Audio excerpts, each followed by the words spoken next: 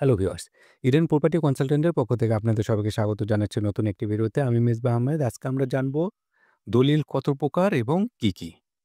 পর্ব ১, সাবকবলা দলিল। যখন কেউ বিক্রয়ের মাধ্যমে জমি বা কোনো সম্পত্তি গ্রহণ করে তখন তাকে সাবকবলা দলিল বলা হয়। নাম্বার ২, দানপত্র দলিল।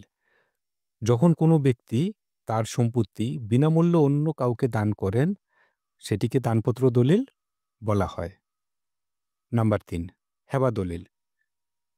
এটি এক ধরনের দান যেখানে পণ ছাড়া সম্পত্তি হস্তান্তর করা হয়।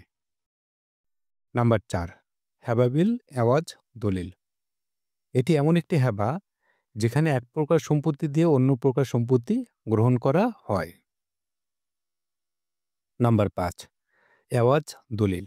যখন একটি সম্পত্তির বিনিময়ে অন্য সম্পত্তি হস্তান্তর করা হয় তাকে এওয়াজ দলিল বলে বা যাকে এওয়াজ বদল দলিল বলা হয়। নাম্বার ৬, বন্টনামা দলিল। যৌথভাবে থাকা সম্পত্তি ভাগ বাটোয়ারার জন্য এই দলিল করা হয়। নাম্বার ৭, উইল দলিল। মৃত্যুর পর সম্পত্তি কিভাবে বণ্টিত হবে তা লিখে রাখা হয় এই দলিলের মাধ্যমে। নাম্বার ৮, ওসিয়তনামা দলিল।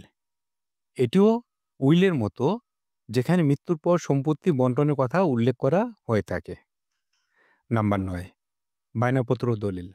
কোনো সম্পত্তি ভবিষ্যতে কেনাবেচার জন্য অগ্রিম চুক্তিপত্র হিসাবে এই দলিলটি করা হয়।